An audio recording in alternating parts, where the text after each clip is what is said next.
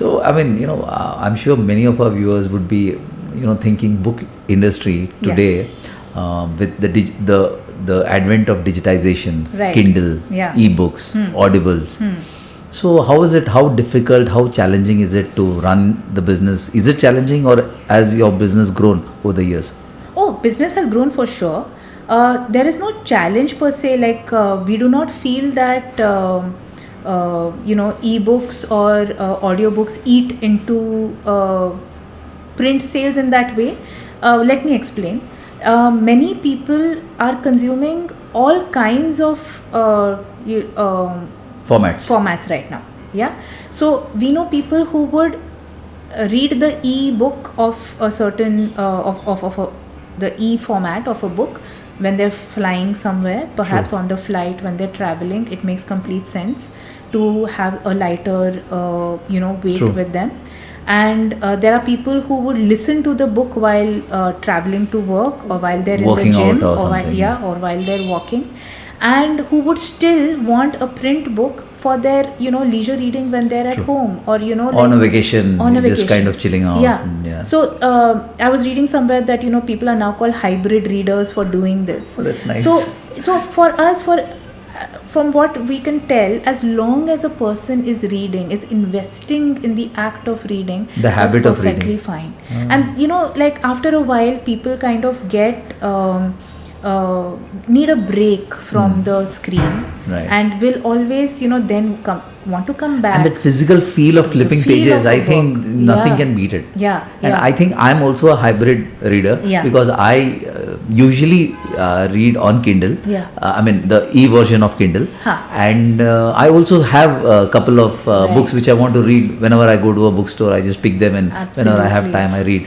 So I think as you rightly said, there is a mix of formats that people, rather than the industry just going towards digital, I think there's a mix of formats. Absolutely. And there's been so much that publishing houses have been doing to make books look more attractive. I mean, the cover art is off the charts. Like, it's just beautiful. The way some books look, they're irresistible, And I think there is one more point in terms of a show-off quotient. You go to many offices and they've got this very nicely stacked books in their racks, and whether I'm hoping that they would have read, but then it has a certain show off, but if it's in a Kindle, you don't even know, because if I walk into someone's cabin and I see the kind of books that he reads, I have a general sense of what kind of person this is.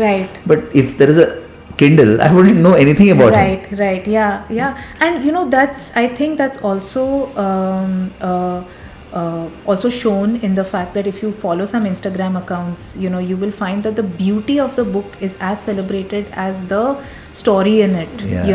You have these color coded shelves, these books that are arranged according to color, these books that are arranged according to the spine, they make a sort of poem if you read the spines. So I mean, a lot of readers also take great pleasure in that. So there is, like I said, there's always going to be space, for all formats, of the book. So it's not like one challenging the other. It's just a matter of convenience, what works well at that time. In terms of audiobooks, for example, a lot of books are made more fun because of the person reading it out. Like if it's someone like a Stephen Fry and you love hearing, the way he speaks, you will enjoy hearing, his non-fiction book as well.